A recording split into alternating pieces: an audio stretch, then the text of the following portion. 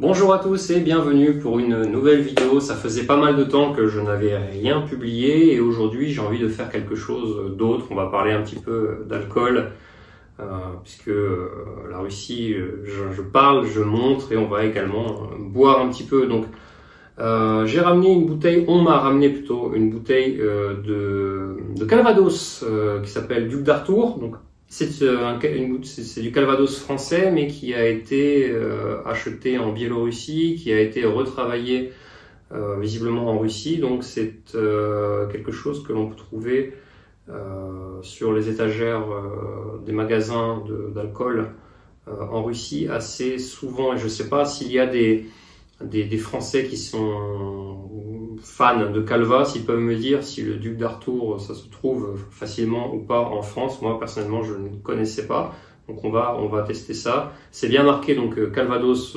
original, produit à partir de distillats venus de France. Donc cette bouteille que je vais ouvrir et parler en même temps, pas perdre de temps. Cette bouteille a coûté à peu près combien elle a coûté? Elle a coûté 16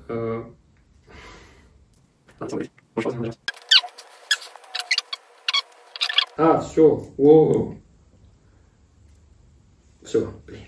Donc, je disais, cette bouteille coûtait 16 roubles biélorusses, ça fait à peu près 600 roubles russes, si je me trompe pas, ça revient à peu près 6 euros.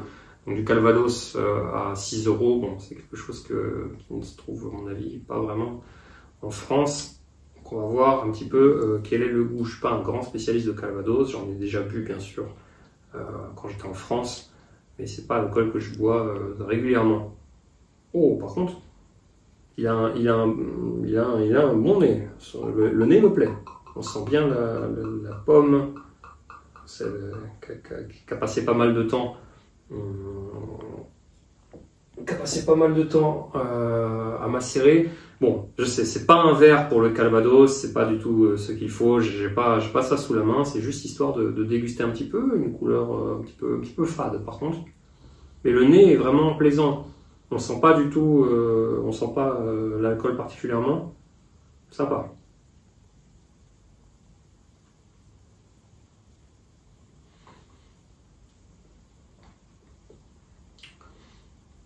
Bah franchement, ça fait quand même pas mal de temps que j'ai pas bu de Calva.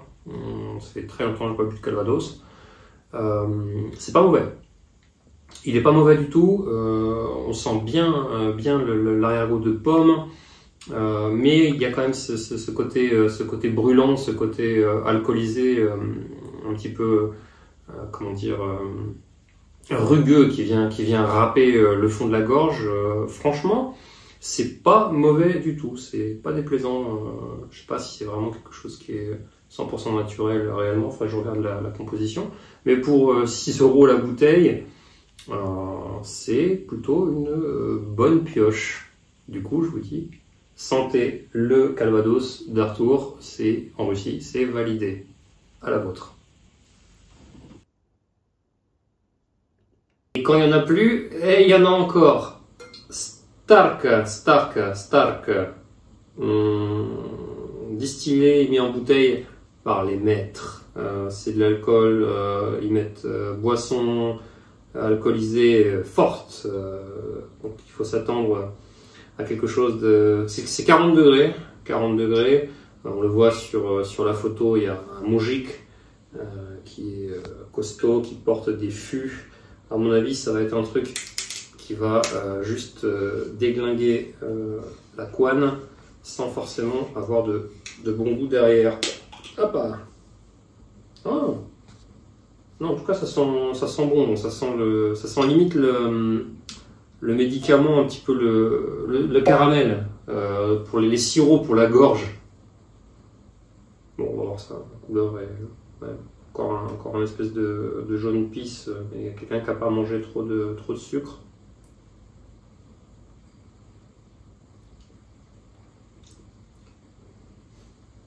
Alors je sais pas où est le fort, je sais pas où sont les 40 degrés, on les sent pas. Ça se boit comme du petit lait. Bon, par contre, si ça fait réellement 40 degrés, je pense que au bout de 3 ou 4 shots, Quand on se lève, c'est fini. Sinon, c'est impeccable. C'est de l'alcool biélorusse, encore une fois. C'est biélorusse ou c'est peut-être polonais? Non, c'est fait à Minsk. Donc c'est bien, c'est produit en Biélorussie. Je vais pas dire que c'est bon, je vais pas dire que c'est mauvais. C'est buvable. Ça n'a pas de goût particulier. C'est pas déplaisant. Voilà. C'est pas déplaisant. Ça me va. Ça me va. Santé.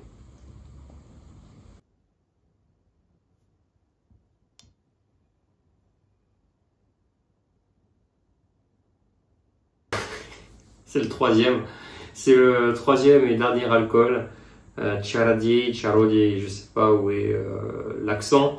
Balsam, donc en général ce sont des alcools, c'est pareil. C'est combien de degrés ça? C'est 40 degrés également. Normalement c'est à base de plantes. C'est quelque chose qu'on a tendance à ajouter dans le thé par exemple. C'est plutôt quelque chose de médicinal. C'est utilisé également pour se mettre une mine. Mais c'est plutôt pas mauvais en général. C'est pas clair. Bon, ça m'a l'air ultra sucré, ça m'a de la liqueur limite. Normalement, bon, encore une fois, c'est pas un alcool, c'est pas quelque chose que l'on boit comme ça. On en met quelques gouttes dans du thé. C'est pas fait spécialement pour être bu, dans un verre. Mais bon, la bouteille est sympa. Encore une fois, c'est biélorusse. C'est fabriqué par la même compagnie que le précédent, par Minsk Crystal. Donc République du Biélorussie.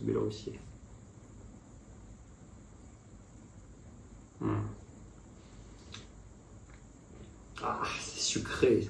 Ah, c'est bon. Ah, c'est pas mauvais. C'est juste, si vous connaissez la publicité, la vieille pub pour, je sais plus ce que c'était, du Coca ou quelque chose comme ça.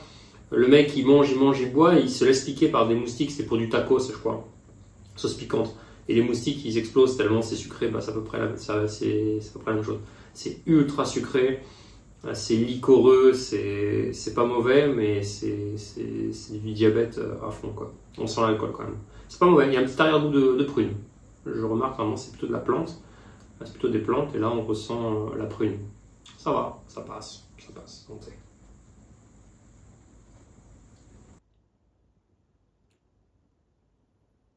Vous pensiez que c'était fini? Et non! Bon, c'est le dernier. C'est mon alcool à moi, c'est ce que j'ai fait moi-même. J'en avais déjà parlé plusieurs fois dans des vidéos et dans des lives. J'aime faire de l'alcool qui s'appelle Nastoyka. Il y a une de mes premières vidéos sur YouTube, vous pouvez regarder. J'ai été dans un bar pour en boire. C'était un échec. Donc j'en fais de temps en temps. Celui-ci, je l'ai appelé Trapichski Purpur. Bon, vous voyez des petits morceaux qui flottent, c'est normal. Donc c'est Nastoyka. Nastoyka, c'est un alcool très simple à faire, assez populaire en Russie. Vous prenez une base d'alcool, de vodka ou d'alcool fort, 35-40 degrés. Et vous prenez des fruits, vous prenez des plantes, vous prenez quelque chose que vous faites macérer dans cet alcool pendant plusieurs jours, plusieurs semaines, et vous obtenez donc cette chose-là. Moi, je l'ai fait sur la base de noix de coco et de noisettes du Brésil. Ça s'appelle en russe, je ne sais pas comment ça s'appelle en français. Bon, en gros, j'ai mis ça dans l'alcool et j'ai laissé dans le vodka. J'ai laissé pendant 10 jours macérer. On obtient donc cet alcool avec une couleur. Normalement, ça devrait être blanc. Là, c'est plutôt transparent. Je n'ai pas mis assez de noix de coco. Avec un nez vraiment assez fin. De coco, c'est assez agréable, ça se boit bien. Pour l'été, c'est parfait. Santé.